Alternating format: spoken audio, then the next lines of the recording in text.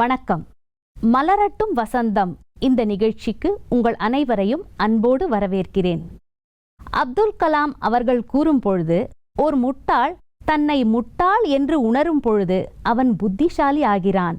ஓர் புத்திசாலி தன்னை புத்திசாலி என்று உணரும் பொழுது முட்டாள் ஆகிறான் என்று கூறுவார். இன்று நாம் சுய கௌரவத்தை பற்றி பேச இருக்கிறோம். இதை பற்றிய ஒரு விளக்கம் தர வந்துள்ளார் நமது பிரம்மகுமாரர் சகோதரர் பாண்டியமணி அவர்கள். இவர்கள் பிரம்மா குமாரி இயக்கத்தின் வேல்யூ எஜுகேஷன் துறையின் இயக்குனராய் இருக்கிறார்கள். கடந்த 40 ஆண்டு காலமாக ராஜ்யோகாவை பயின்றும் பயிற்றுவித்தும் வருகிறார்கள்.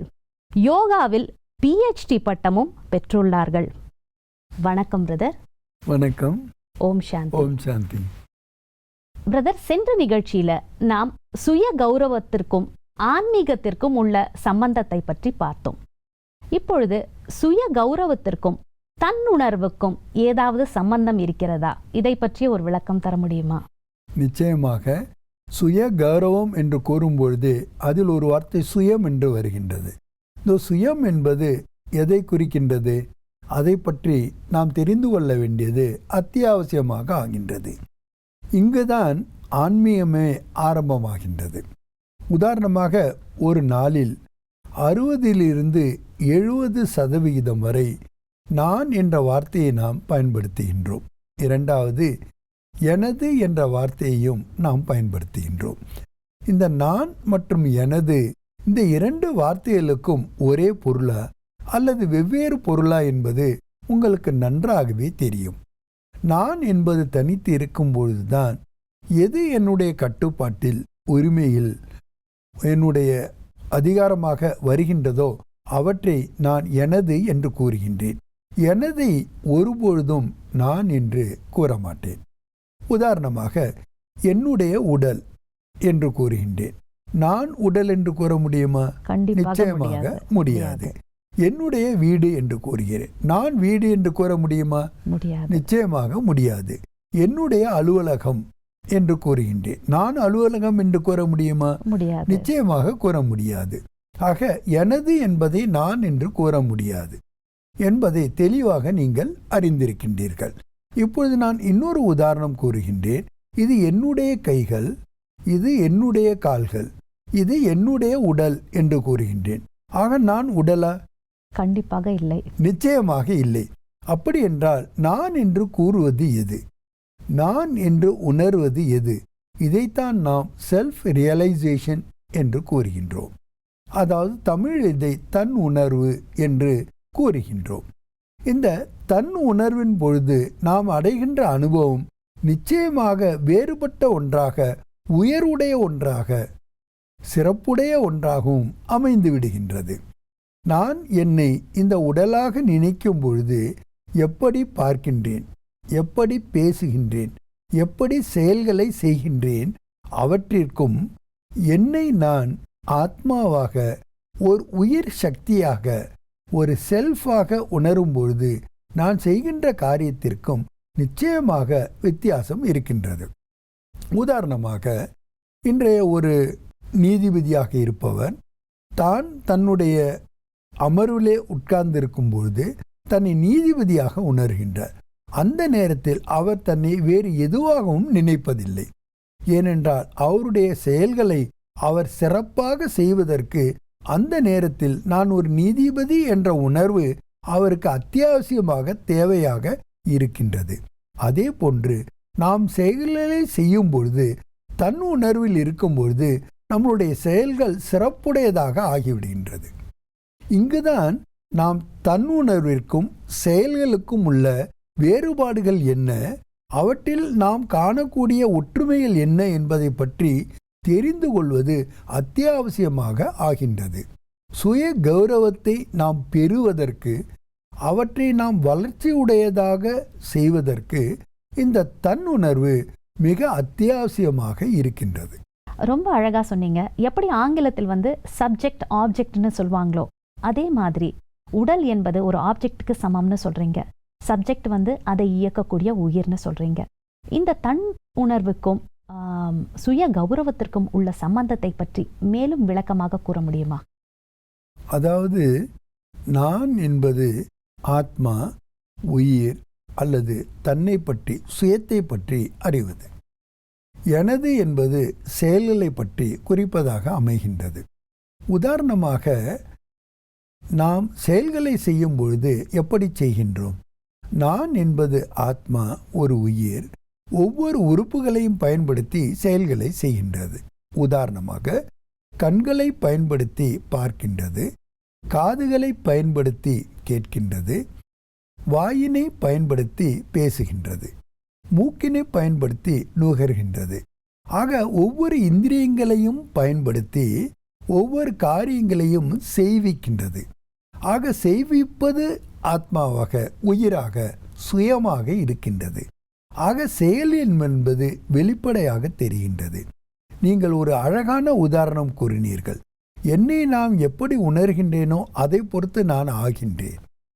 ஆக நாம் என்னை, தன்னை, சுயத்தை எப்படி உணர்கின்றோமோ அதை பொறுத்துதான் நமது செயல்களும் அமைகின்றன. உங்களுக்கு நன்றாகவே தெரியும், எந்த ஒரு செயலை நாம் செய்தாலும் அதனுடைய பிரதிபலனை நாம் தாம் அனுபவிக்க வேண்டும். For every action there is equal and opposite reaction என்று ஆங்கிலத்தில் கூறுவார்கள். ஆக நாம் செய்கின்ற செயல்களுடைய விலை பயனை நாம் தாம் அனுபவிக்கின்றோம். ஆனால் அந்த வினையை செய்வதற்கு, அந்த செயல்களை செய்வதற்கு நாம் இந்திரியங்களை பயன்படுத்துகின்றோம். இந்த இந்திரியங்கள் அழியக்கூடியவை. ஆனால் நான் என்று கூறக்கூடிய ஆத்மாவானது, இந்த சுயமானது என்றுமே அழியாதது. இதுதான் இதில் உள்ள ஒரு பெரிய வித்தியாசமாகும். நான் என்ற சுயம் எப்பொழுது தன் உணர்வில் இருக்கின்றதோ அது தான் அழியாத ஆத்மா என்பதை உணர்கின்றது. ஆனால் நாம் உணர்வில் இருக்கும் பொழுது இந்த உடல் அழியக்கூடிய காரணத்தினால் நாம் அழியக்கூடியவர்களாக இருந்து செயல்களை செய்யும் பொழுது அந்த செயல்களில் பல ஏற்ற இறக்கங்கள் வந்துவிடுகின்றன. ஆகவேதான் தன்னுணர்வில் இருக்கும் பொழுது நான் அழியாத ஒரு ஆத்மா, உயிர் அல்லது சுயம் என்று உணர்ந்து செயல்களை செய்யும் பொழுதுதான் என்னுடைய குணங்கள் அதற்கு ஏற்ப சிறப்புடையதாக அமைந்து விடுகின்றது. இரண்டாவது, தன்னுணர்வு என்பது இயல்பானது. செயல்களோ அடையக்கூடிய ஒன்று. அடையக்கூடிய ஒன்று என்றால் செயல்களை நாம் செய்யும் பொழுது நாம் நிரந்தரமாக எந்த செயலையும் செய்ய முடியாது. அந்த செயல் என்பது காலத்திற்கு ஏற்ப ஒரு எல்லைக்கு உட்பட்டதாக அமைந்து விடுகின்றது. ஆக செயல்கள் எல்லைக்கு உட்பட்டவையாக இருக்கின்றன. ஆனால் தன்னுணர்வு எல்லைக்கு அப்பாற்பட்டதாக இருக்கின்றது. ஆகவே இந்த ஒரு வேறுபாட்டினை கூட நாம் புரிந்து கொள்ளுகின்றோம். செயல்கள் என்பது எல்லைக்கு உட்பட்டது, தன்னுணர்வு என்பது எல்லைக்கு அப்பாற்பட்டது. செயல்கள் என்பது நாம் அடையக்கூடிய ஒன்று, தன்னுணர்வு என்பது இயல்பான ஒன்று. இதில் இன்னொரு அதிசயமான விஷயம் என்னவென்றால், இயல்பான ஒன்று இயற்கையானதாகவும் இருக்கின்றது. ஆனால் செயல்களோ செயற்கையாக இருக்கின்றன. நம்ம பல முறை பார்த்திருக்கலாம், பிறருக்கு ஏற்ற போரே நாம் நடந்துக்குவோம். நம்மளுடைய இயல்பான குணம் என்னமோ அப்படி நடந்துக்க மாட்டோம். சூழ்நிலைக்கு ஏற்ப அல்லது व्यक्ति மனிதர்களுக்கு ஏற்ப நாம் செயல்களை செய்கின்றோம். ஒருத்தவங்களை பார்த்துட்டா நம்மளை சுதாரிச்சுக்கிறோம், இல்லை நாம் சாமர்த்தியமாக நடந்துக்கிறோம். இந்த சாமர்த்தியம், திறமை இதெல்லாம் செயல்கள் சம்பந்தப்பட்டது. ஆனால் யதார்த்தமானது, இயல்பானது எதுனா தன்னுணர்வோடு இருக்கு. ஆக நீங்கள் தன்னுணர்வில் இருக்கும்பொழுது, அதாவது சுய உணர்வில் இருக்கும்போது, அதாவது ஆன்மீக உணர்வில் இருக்கும் பொழுது நீங்கள் செய்கின்ற செயல் நிச்சயமாக சிறப்புடையதாக அமைகிறது. எப்படி பார்த்தீங்க, தன்னுணர்வுக்கும் செயல்களுக்கும் உள்ள வித்தியாசத்தை பார்க்கும்போது, நீங்கள் தேக உணர்வுள்ள செயல்களை செய்யும் பொழுது அது பௌதீகமானதாக ஆகிவிடுகிறது. அதே நீங்கள் ஆன்மீக உணர்வில் செய்யும்போது இது ஆன்மீகமானதாக ஆகிவிடுகிறது. ஆக இன்னொரு விஷயமும் நாம் இதில் தெரிஞ்சுக்கிறோம், செயல்கள் பௌதீகமானவை, தன்னுணர்வு என்பது ஆன்மீகமானவை. ஆக தன்னுணர்வு என்பது அத்தியாவசியமான ஒன்று. இப்போ நீங்கள் சுய கௌரவம் அல்லது சுய மேலாண்மை அல்லது சுய பெருமை, சுய அதிகாரம் நீங்கள் பெற வேண்டுமென்றால் தன்னுணர்வு என்பது அத்தியாவசியமாக இருக்கின்றது. இந்த உதாரணத்துக்கு தன்னுணர்வு என்பதே ஆன்மீகத்தினுடைய அடிப்படையில் உள்ளது தான். இப்போ ஆன்மீகத்தை நீங்கள் அறிஞ்சாதான் தான் என்பது ஒரு ஆத்மா என்பதே அறிய முடியும்.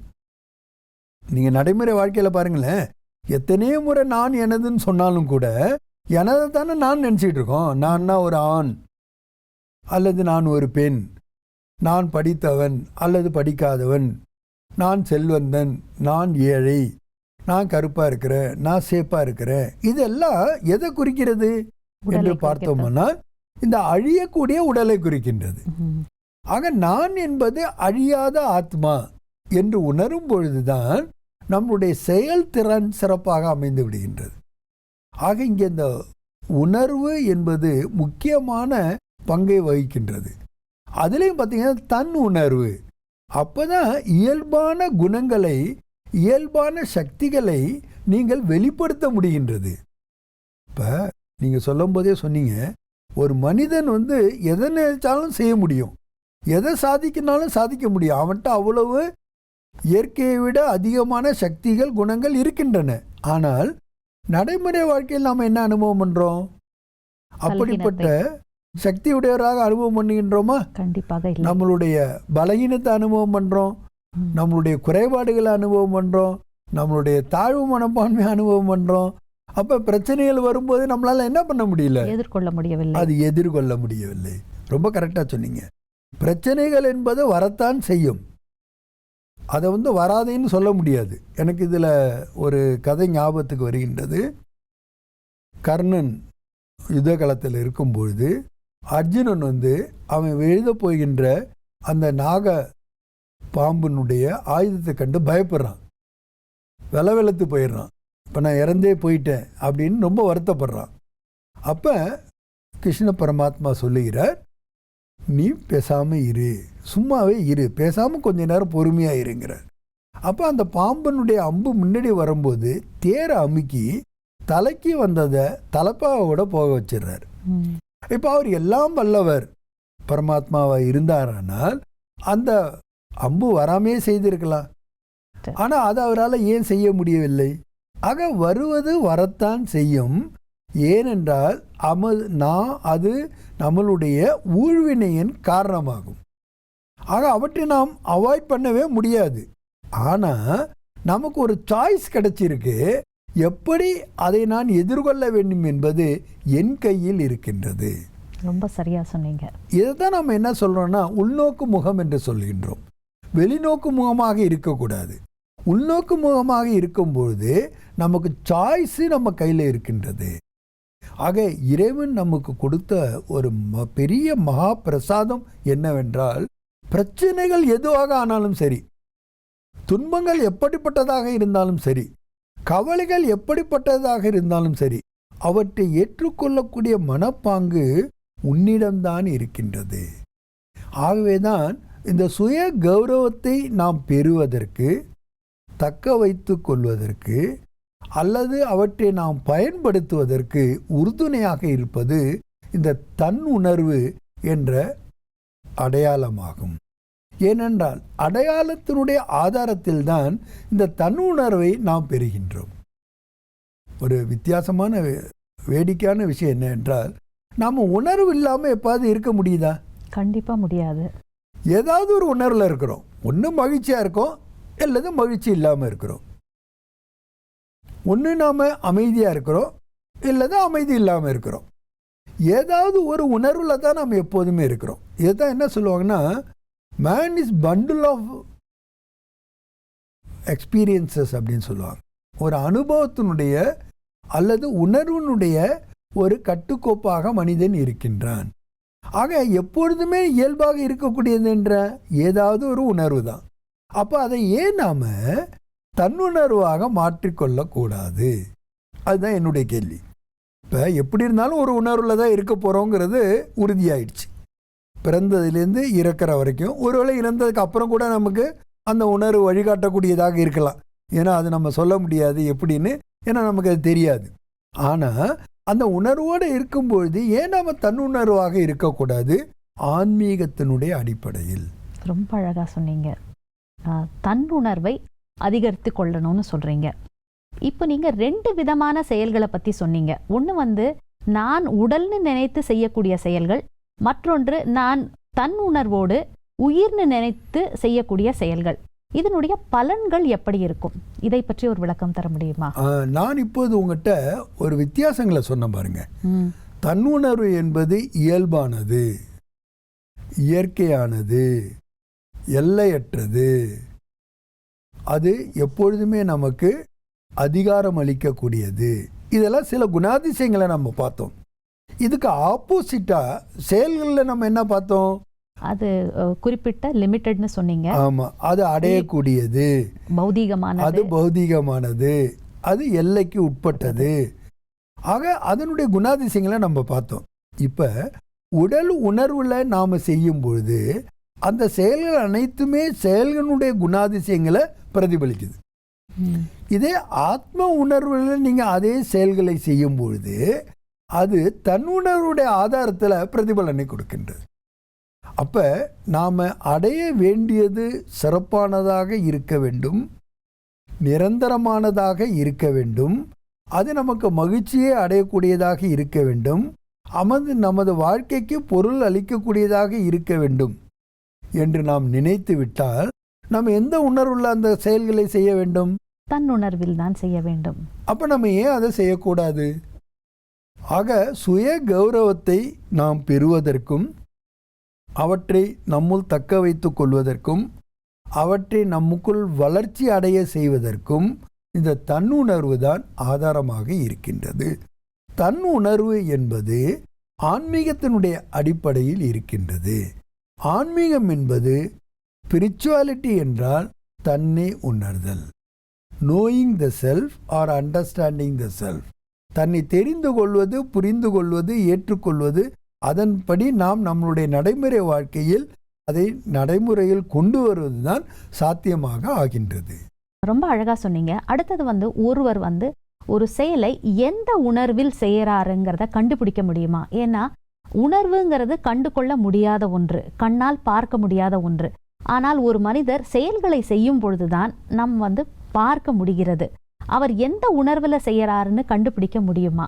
இதற்கு ஒரு விளக்கம் தர முடியுமா? உங்க கேள்வி நடைமுறை கேள்வியாக இருக்கின்றது. எனக்கு ரொம்ப சந்தோஷமாக இருக்கின்றது. நான் இந்த விஷயத்தில் ஒன்று சொல்ல விரும்புகின்றது என்னவென்றால், உணர்வு என்பது நாம் காணக்கூடிய ஒன்றாக இல்லாவிட்டாலும் அது செயல் மூலமாக வெளிப்படும் பொழுது நாம் அந்த உணர்வை புரிந்து கொள்ள முடிகின்றது. இப்போ ஒருத்தவங்க அன்பாக நமக்கு ஒரு பொருளை கொடுக்கும் பொழுதும் அன்பு இல்லாமல் கொடுக்கும் பொழுதும் அந்த வித்தியாசத்தை நம்ம உணர்கின்றோமா இல்லையா? கண்டிப்பாக உணர்கிறோம். அந்த உணர்வு நமக்கு எப்படி பிரதிபலித்தது, எப்படி கிடைத்தது? செயல்கள் மூலமாக கூட நாம் அந்த உணர்வை புரிந்து கொள்கின்றோம். ஆக உணர்வுகள் செய்யக்கூடியவனாக இருந்தாலும் செயல்கள் செய்யப்படுபவனாக இருந்தாலும் அந்த செயல்கள் மூலமாக நாம் அந்த உணர்வை புரிந்து கொள்ள முடிகின்றது. இப்போ இந்த காலச்சக்கரம்னு ஒன்று இருக்குது. இது 5000 ஆண்டுகளுக்கு ஒரு முறை திரும்ப திரும்ப சொல்லுகின்றது. சில பேர் கேள்வி கேட்பாங்க, அது எப்படி திரும்ப திரும்ப சொல்லுதுன்னு சொல்கிறீங்கன்னு. நான் என்ன கேட்குறேன், நடைமுறை வாழ்க்கையிலேயே பாருங்கள், இரவும் பகலும் மாறி மாறி வருதுல்ல. கண்டிப்பாக.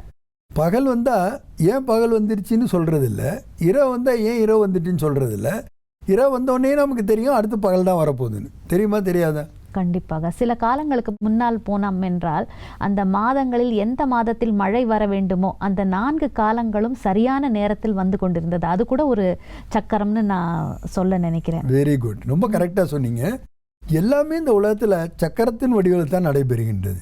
எப்படி ஒரு விதையை விதைக்கின்றோம், அது செடியாவது மரமாவது பழங்களை கொடுக்கின்றன, அந்த பழங்கள் மூலமும் மறுபடியும் விதையை கொடுக்கின்றன. ஆக அந்த விதை மறுபடியும் மரமாகின்றது. ஆக எப்படி தன்னுணர்வு என்பது ஒரு விதையோ அந்த செயல் என்பது ஒரு மரத்தோட நாம் ஒப்பிடலாம். இப்போ இந்த காலச்சக்கரத்தில் பார்த்தீங்கன்னா சத்தியுகம் திரேதாயுகம் என்று 2 யுகங்கள் வருகின்றன. இது பாதிக்கு பாதி 2500 ஆண்டுகள் நம்மளுடைய செயல்கள் ஆத்ம உணர்வோடு இருக்கின்றன. ஆனால் தான் அந்த ஆக்ஷனை நாம் என்ன சொல்கிறோன்னா, எதிர்மறையோ நேர்மறையோ இல்லாத நியூட்ரல் ஆக்ஷன் அப்படின்னு சொல்கிறோம். அதாவது அதுக்கு எந்த விதமான பலன்களும் எடுப்பறதில்லை, நியூட்ரல் ஆக்ஷனாக இருக்குது. சுகம் சாந்தியோடு நம்ம ரொம்ப மகிழ்ச்சியாக இருக்கோம். அங்கே எந்த விதமான சவால்களும் கிடையாது, எந்த விதமான தீய எண்ணங்களும் கிடையாது, எதிர்மறையான செயல்களும் கிடையாது. ஆனால் எப்போ நம்ம துவாபரயுகம் முடிகின்றதோ, திரேதாயுகம் முடிகின்றதோ, துவாபரயுகம் ஆரம்பமாகின்றதோ, அப்போ நம்ம உடல் உணர்வோட செயல்களை செய்ய ஆரம்பிச்சிடறோம். அதுக்கு அப்புறம்தான் எதிர்மறையான நிகழ்வுகள் நடைபெறுகின்றன. எதிர்மறையான வினைவுகளை நாம் செய்கின்ற காரணத்தினால அதனுடைய பலாபலன்கள் துக்கம், அசாந்தி, கவலை, டென்ஷன் எல்லாமே ஆரம்பமாயிடுது. ஆக இந்த 2 யுகங்களில் நாம் செய்கிற செயல்கள் உடல் உணர்வின் மூலமாக, அதாவது நான் அழியாத ஆத்மா என்பதை மறந்து நான் அழியக்கூடிய உடல் என்ற உணர்வின் காரணமாக நாம் செய்கின்ற காரணங்கள். இப்போ நீங்கள் கேட்கலாம், ஒரு உணர்வுக்கும் செயல்களை செய்யும்போது இத்தனை வித்தியாசங்கள் ஏன் வந்தது, எப்படி வந்தது அப்படின்னாக்கா, உடல் உணர்வில் நாம் செய்யும்போது நம்மளுடைய துன்பம், கவலை, கஷ்டம் எல்லாத்துக்கும் காரணமான 5 தீய குணங்கள், காமம், குரோதம், லோபம், மோகம், அகங்காரம் என்ற இந்த 5 தீய குணங்களுக்கும் நாம் அடிமையாகிடுறோம். அந்த தீய குணங்கள் மூலமாக காரியங்களை செய்கிறனால அதனுடைய பிரதிபலன் நமக்கு நெகட்டிவ் ஆகிடுது. ஆனால் இதே நீங்கள் பாருங்கள், தன்னுணர்வில் 2 யுகங்களாக இருக்கும்பொழுது 2500 ஆண்டுகள் நீங்கள் கிட்டத்தட்ட 20 ஜென்மங்கள் நீங்கள் செய்கின்ற செயல்கள் எந்த விதமான நெகட்டிவ் எஃபெக்டும் உங்களுக்கு கொடுக்கல. ஸோ சுய கௌரவத்தில் இருக்கோன்னு சொல்ல வரீங்க? அதில் சந்தேகமே இல்லை. அந்த தன்னுணர்வோடு அவங்க செய்கின்ற செயல்கள் இந்த பிரதிபலனை நமக்கு கொடுக்கின்றன.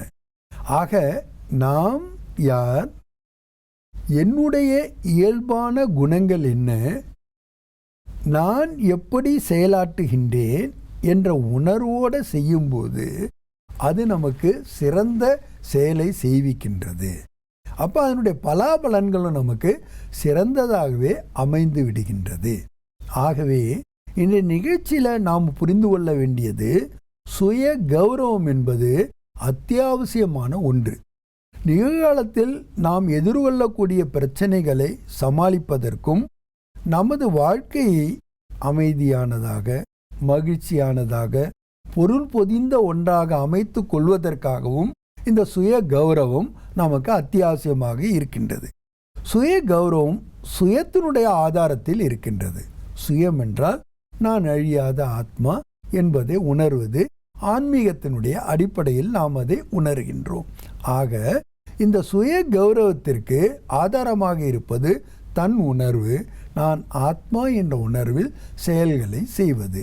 ஆக இந்த தன்னுணர்வு என்பது அதனுடைய குணாதிசயங்கள் என்ன என்பதையும் இன்று தெளிவாக நாம் பார்த்தோம். இந்த நிகழ்ச்சியில் ரொம்ப அழகாக சுய கௌரவத்தை அதிகரிப்பதற்காக தன்னுணர்வை வளர்த்து கொண்டால் நல்லது என்பதை பற்றி விளக்கம் தந்தீர்கள். இந்த நிகழ்ச்சிக்கு வந்தமைக்கு மிக்க நன்றி. வணக்கம். நன்றி, வணக்கம்.